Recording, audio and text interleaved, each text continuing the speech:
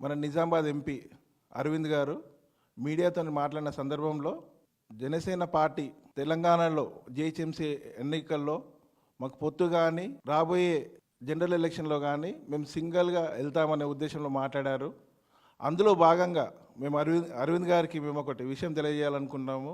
Notification వచ్చినప్పటి నుంచి ఇక్కడ జరిగిన సందర్భాల్లో ఉన్నాయో బీజేపీ నాయకత్వం వచ్చేసేసి ఢిల్లీ నుంచి ఏవైతే జరుగుతున్నాయో అక్కడ బహుశా నేను అనుకుంటాను అరవింద్ గారికి ఇవన్నీ విషయాలు తెలియనుకుంటాను.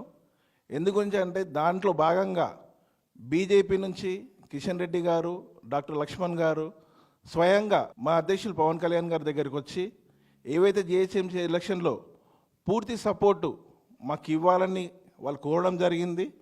అందులో భాగంగా ఏవైతే ఉందో ఆ డిస్కషన్స్ జరిగినాక మీడియా సమావేశం పెట్టినాక అందులో మీడియా సమావేశంలో స్పష్టంగా క్లియర్గా మా అధ్యక్షులు వారు ఏవైతే చెప్పినరో మనం అప్పటికి జనసేన పార్టీ సుమారుగా 60 స్థానాల్లో పోటీ చేయాలనుకుంది. కానీ బీజేపీ ఆది నాయకత్వం అదే మాదిరిగా రాష్ట్ర నాయకత్వం వాళ్ళు ప్రెసిడెంట్ గారిని ఏదైతే రిక్వెస్ట్ చేసిన అందులో భాగంగా ఏవైతే ఓట్స్ స్ప్లిట్ కావద్దనే ఉద్దేశంతో మా అధ్యక్షుడు ఈ దాని నుంచి కోరుకొని అంటే విత్డ్రా చేసుకొని అందులో భాగంగా పూర్తి మద్దతు బీజేపీకి చేయాలనే ఉద్దేశంతో ఒక్క ఓటు గిట స్ప్లిట్ కావద్దనే ఉద్దేశంతో పూర్తి మద్దతు అనేది ఇవ్వడం జరిగింది.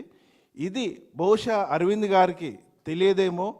ఇది కావాలంటే ఆయన వీడియోలు చూసి అందులో భాగంగా ఏవైతే ఉందో అవి ఒకసారి తెలుసుకొని మాట్లాడితే బాగుంటుందని మా ఉద్దేశము. ఇది కలిసి మనం ముందుకెళ్ళి ప్రయాణం సాగుతుంది. జనసేన పార్టీ బీజేపీ పార్టీది స్పష్టంగా క్లియర్గా వాళ్ళు తెలియజేయడం జరిగింది. ఇది దయచేసి ఇది అరవింద్ గారు ఒకసారి తెలుసుకోవాలని కోరుతున్నాము.